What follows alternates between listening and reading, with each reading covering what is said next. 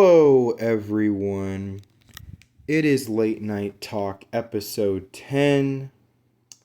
And today we are going to talk about the two topics that we're going to discuss today. Yes, it's going to be only two topics today. I want to talk about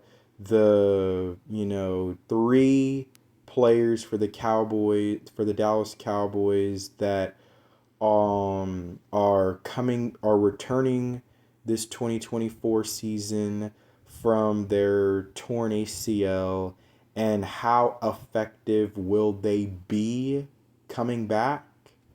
And then I'm also going to discuss, speaking of three, I also want to discuss I last night I watched a Cowboys fan talk video, and basically he was talking about how we have the best defensive trio in the NFL: Micah Parsons, Trayvon Diggs, and Deron Bland. And I want to discuss that a little bit and my thoughts and opinions on my perspective on that. So yeah, let me first discuss the three Dallas Cowboy players coming off of their torn ACL. Well, I just want to get the first and probably the most important, the one that I assume most, if not all, Cowboy fans care about the most, and that's Trayvon Diggs. So the way I look at Trayvon Diggs and how effective he is going to be, recovering from that torn ACL is, well, I think that when you put into account, like the guy seems like he's definitely figured it out by this point of his career. The first couple of years, people were criticizing him for being like a hit or miss type corner. He might make a play on a ball and like deflect the ball or make an interception. And then he might also, get burnt and give up a 40, 50-yard play. Well, over the past couple of years, he has definitely cleaned a lot of that up. And I mean a lot of that. In 2022, he had only 3 interceptions on the season, but that was because, he had at that point transcended himself into becoming a shutdown corner. And he shut down guys of the likes of Jamar Chase. He held him to one catch for 6 yards. And he shut down guys like Justin Jefferson, A.J. Brown, another guy that he held to one catch for 6 yards. Justin Jefferson, he held him to one catch for 8. Another top wide receiver in the NFL that he guarded up against, that he shut down, Terry McLaurin, in both matchups. Mainly the first matchup where he just came up big in that game. He made Terry McLaurin his son. An interception and two huge pass breakups late in the game that really put the game away. But my point is, at that point, he had truly transcended himself into becoming a shutdown corner. And people didn't really want to throw on him. People didn't really want to throw on Diggs' side.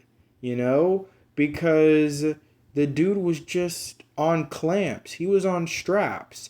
And if you did throw it his way, you were going to pay. It was yo tell Mr. Postman. So, yeah. And then last year, he got off to the start that he got off to the first 2 games. He gave up a 1.0 passer rating. And I know what's coming up. But He did that against Daniel Jones and Zach Wilson. I don't care who you do that against. Y'all do realize that passer ratings go from 0.0 all the way up to 158.3. All right.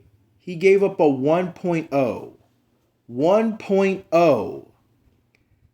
Do you know how hard that is? Do you know how hard that is? Not even Darrelle Revis, against the sorriest of quarterbacks, had been able to put up a, next gen stat line like that. And I know people are going to say he, sadly wasn't playing during a time where there was next gen stats and advanced stats. But the fact of the matter is, he never even did anything like that.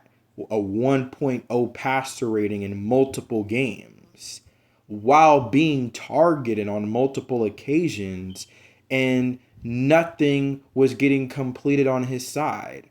Oh, by the way, he got himself a gift, getting himself an interception. Do y'all not realize that Trayvon Diggs through his last 3 years has had 15 interceptions? That's more than, a handful of teams can say that they've had combined in that span, probably. I mean, well, maybe not during that span of 3 years, but maybe more like two. But yeah, you get my point. So, yeah, at that point, Trayvon Diggs had transcended himself into becoming a shut down corner. And I believe that he will continue to be on that, upward spiral, in my opinion. I think that he'll be fine. I want to go over a, cornerback, same position, and a same similar situation, same injury at least. So, Tre'Davious White. Tre'Davious White, has had a couple injuries over the past 2 or 3 years, unfortunately for him. And it's a shame because he's such a really good corner, but unfortunately injuries has kind of slowed him down the past 2 or 3 years. But back in 2021 on Thanksgiving against the New Orleans Saints, he sadly tore his ACL. If you remember the stat line, when you go look at his advanced stats that he was giving up at that time, he was giving up a 50 some completion percentage allowed, 328 yards allowed. That is 9.9 average yards allowed per completion.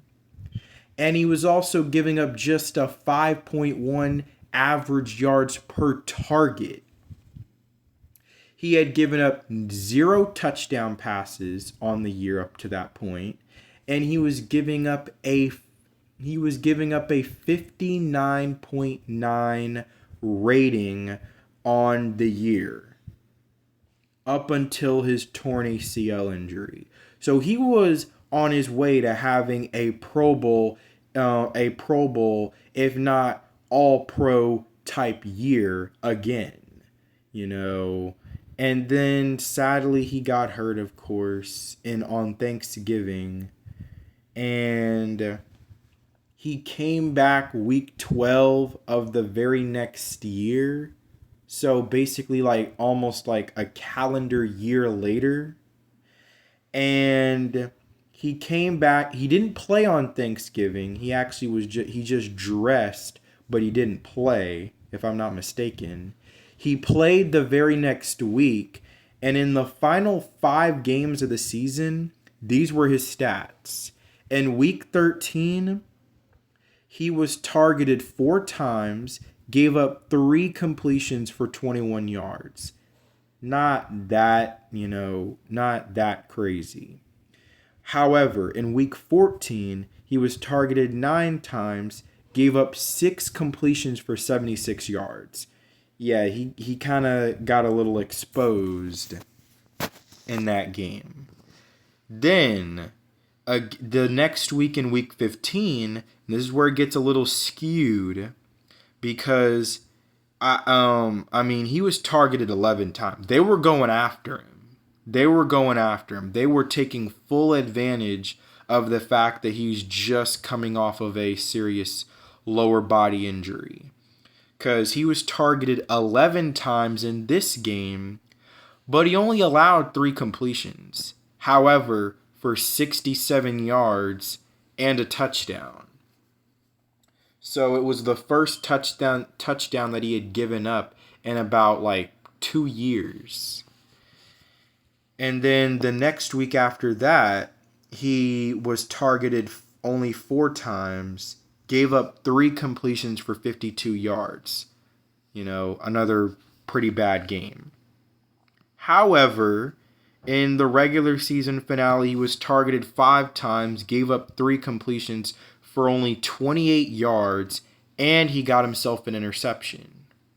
So his final stat line for that year, albeit in a small sample size of games, he gave up a 54.5 completion percentage, 244 yards.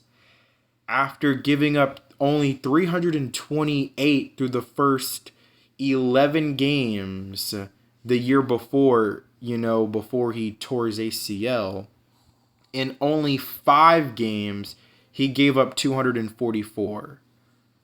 So he was getting a little bit torched. I'm not going to lie. He was getting a little bit torched. He gave up a touchdown. However, he gave up a 75.8 rating. That's not bad by any means. That's decent. It's not exactly like, it's not what you would call like all that great, but it's decent. 75.8 rating allowed even in only 5 games. That's pretty solid. Now, the things that I do want to talk about that you don't see on the stat sheet is that, Trayvon Diggs, when he tore his ACL, it was just after our game against the New York Jets in week 2. So that's early in the season. When Tre'Davious White got hurt, he got hurt on Thanksgiving in week 12. That is so late in the season. Not super duper late, but pretty late in the year where it could definitely handicap you as far as how soon you're going to be able to get back onto the field. That's why it took him that long to get back onto the field the next season. And then you have to add in the fact that Trayvon Diggs is about to turn 25 if he hasn't turned 25 already. And when Tre'Davious White was, trying to recover back from his injury, he was 28 years old. So that's about a 2 or 3, a 3-year separation. Not that big of an age difference, but I think it's safe to say that Trayvon Diggs has the upper hand, the slight upper hand as far as, how effective that he's going to be to recover back from this injury. And now, by no means am I saying that that Trayvon Diggs is going to pick up right where he left off last year when he was giving up a 1.0 passer rating through the first 2 games. I'm not saying that.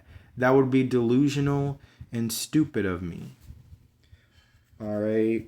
But the fact of the matter is, I think Trayvon Diggs will be fine. I think he'll be okay. I mean, we're talking about Tre'Davious White, who it took him about a calendar year to get back onto the field. I think for Trayvon Diggs, I think he could be back onto the field the start of training camp. Now, rumors are is that he won't be 100%, to start, training camp. But so he'll either be able to start in the middle of training camp or near the end. The fact of the matter is that he will be there, week 1 to start the season. So, and he's going to have his bumps and bruises along the way. He's going to have his bumps and bruises along the way. That's just fact. I know that we don't want him to struggle, but prepare and expect him to struggle a little bit, because coming back and recovering from a serious lower body injury like that is not an easy thing to do. So expect him to have a little bit of struggles, the first few weeks of the season. And we know the media is going to criticize him and talk about how he's getting burnt. He's getting exposed out there. He's looking like 2020, 2021 Trayvon Diggs out there again, getting burnt left and right. That's just what the media is going to do. That's just how they roll. But, I promise you, he is going to be able to find himself and be able to get back to his usual form by, I'm going to make a prediction. I'm going to say he'll get back to probably his usual form by about week 6 or week 7, if not even earlier than that. But, I think that Trayvon Diggs will be fine. I think that he'll be okay. Like I said, he'll have a little bit of struggles in the early part of the season, but I don't think he's gonna be he's not gonna be freaking awful, but some people are hoping and praying for. But he's gonna have a little bit of struggles. There's no doubt about that, but I think that he'll be okay. And then the other player that I want to talk about is DeMarvion Overshown. DeMarvion Overshown, we know about our linebacker situation and how there, still are maybe some question marks. But I'm hoping that DeMarvion Overshown can be able to step right back in and, do exactly what he does best, which is being a heap-seeking missile. Now, fortunately for DeMarvion, is he had his torn ACL even earlier than Trayvon Diggs. He got hurt against Seattle, back in August during the preseason. So he will even be able to get back and recover, even earlier than Trayvon possibly. The fact of the matter is, this is a guy who we need to see how he can do, see how well he can be, how effective he can be, if he can be able to step in to that realm of maybe, being that, guy who can play the weak side linebacker on either the left or right side. We know that, Damone Clark is going to be on, the other side more than likely. And it's really just about how effective and how, huge it can be for DeMarvion Overshown and how he can be able to step up this year after basically his rookie season was taken away from him last year. And that's unfortunate. That's very disappointing. This is basically his rookie year, when you think about it. So, he's starting back over and just trying to regain back the same level and quickness and his ability to fly the way he was flying, to the football left to right, when we were seeing during the preseason. So, real interested about that. And I'm very optimistic about him too. I'm not going to, guarantee anything. I think Trayvon Diggs will be fine, but, I'm very optimistic on him. And we just got to see how that all unfolds.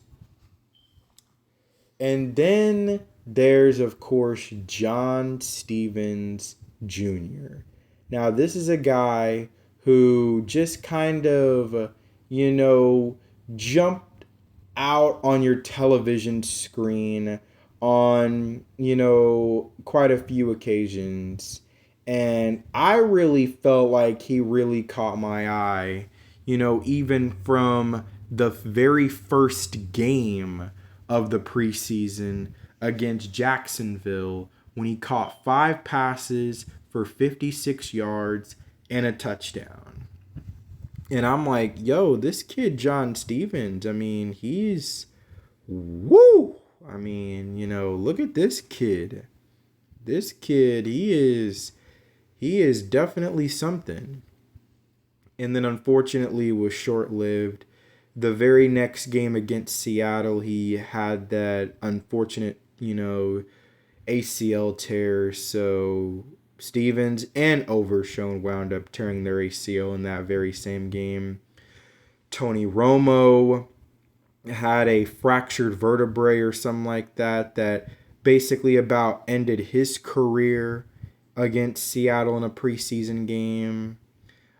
Sean Lee as well had an injury, I believe, during the preseason against Seattle. I don't know what it is about Seattle, but Seattle is just a house of horrors for us, just to keep it plain.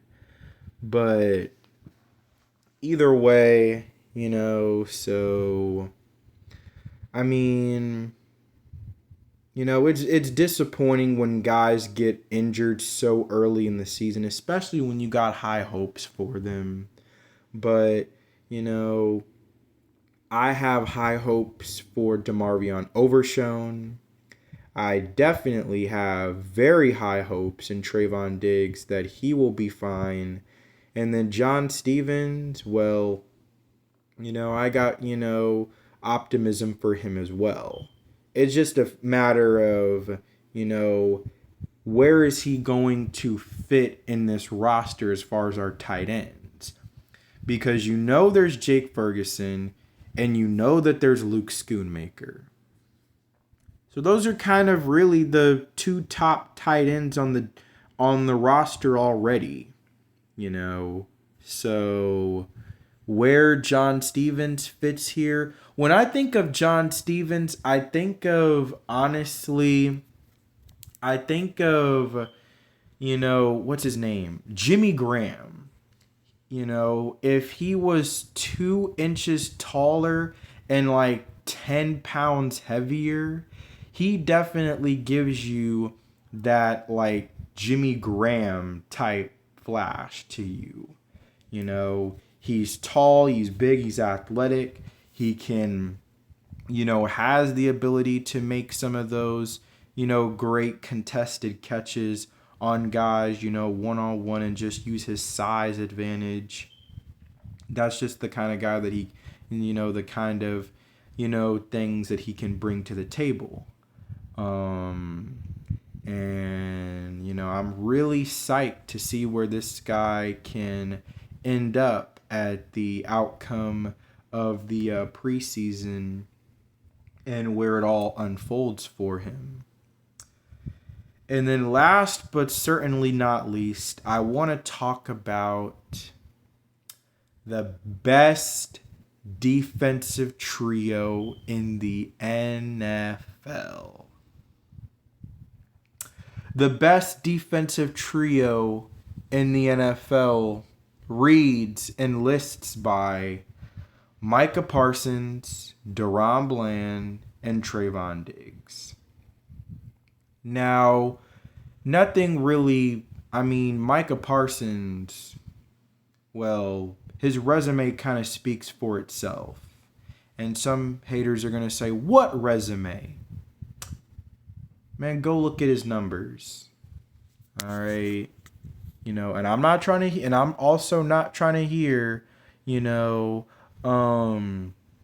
like numbers are just numbers, because the fact of the matter is he is a game wrecker who can wreck the game no matter what. All right.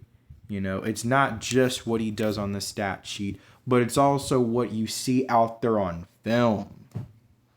Like I said, his resume speaks for itself. And then you, of course, have Trayvon Diggs. Now, Trayvon Diggs, maybe he's not going to be at the all-pro level that you want him to be the start of the season, week 1, but he's definitely going to still be very effective, and a guy that it's still going to be a big price to pay, even, with him trying to recover from an injury. It still, can be a big price to pay, with trying to try him on his side. And then if you try to go try DaRon Bland's side, then you got another all-pro on that side. So, I mean, you got a guy who 2 years ago, or 3 years ago technically, he had the, tied or broke the franchise record for interceptions in a single season.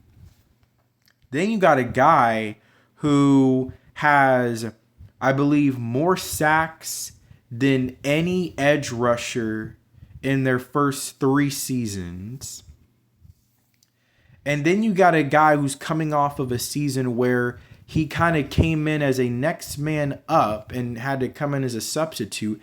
And boy, did he fill those shoes very well by snagging 9 picks on the year and breaking the NFL record for pick sixes in a single season. So not only can he snag and pick off a pass if you dare try him, but he has the ability to take it for a score. So this defensive trio that we have is lethal. And I know what I said once before about this defense being overrated, but the fact of the matter is, my opinion can only mean so much. It's about the players, whether if it's negative, going out there and proving and shutting me up. Yes, I did once say in a late night talk episode that I felt like this defense may be a bit overrated. Like, I did say that, but when you got a trio like Micah Parsons, Trayvon Diggs, and DaRon Bland, all pros, all 25 and under, all right, when you got guys like that, they have the ability to go out there and with the opportunity given to them, they can go out there and shut, people like myself up and prove that they are not overrated.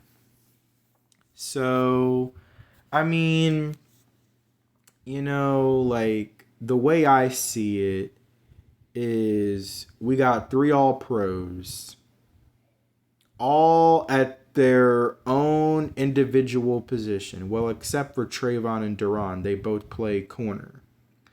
Either way, they're all 3 of them have been all pros. All 3 of them are at 25 years or younger. All 3 of them, I would assume, have one goal in mind, as well as other guys in, on this team, including, the general, the quarterback, and that they're trying to win a championship, trying to win a chip. So we'll see how far, because we have a mouth-watering offensive trio in Dak Prescott, CeeDee Lamb, and Jake Ferguson. And then we have a, hands-rubbing, defensive trio in Micah Parsons, Trayvon Diggs, and Deron Bland. I'm very psyched and geeked up to see, what those guys can do and see if they can rewrite the narratives, change the narrative, just completely, man, tear that journal, tear that notebook out completely and start a new narrative, is, pretty much their goal in mind, and that's the goal that I have in mind. So basically, to close, yeah, I'm optimistic about our three players, trying to recover back from ACL tears, especially with all three of them being very young. And then speaking of trios, and three guys, Cowboys Fan Talk says that, we have the best defensive trio in the league. And you are dang right. That is for sure. You are dang right about that. So let me know how y'all feel. Let me know y'all's thoughts and opinions on this, in the comments, section and stuff like that. I haven't said this in a while, but leave a like and subscribe. At 10 subs right now, I would like to see how far and how much we can grow that. Like to see if we can, get to even 100, very modest. Try to see if we can maybe, grow this channel to even 100 by the end of this year. So, to all my audience, to all of Cowboys Nation, this is Late Night Talk, episode 10, and we are out.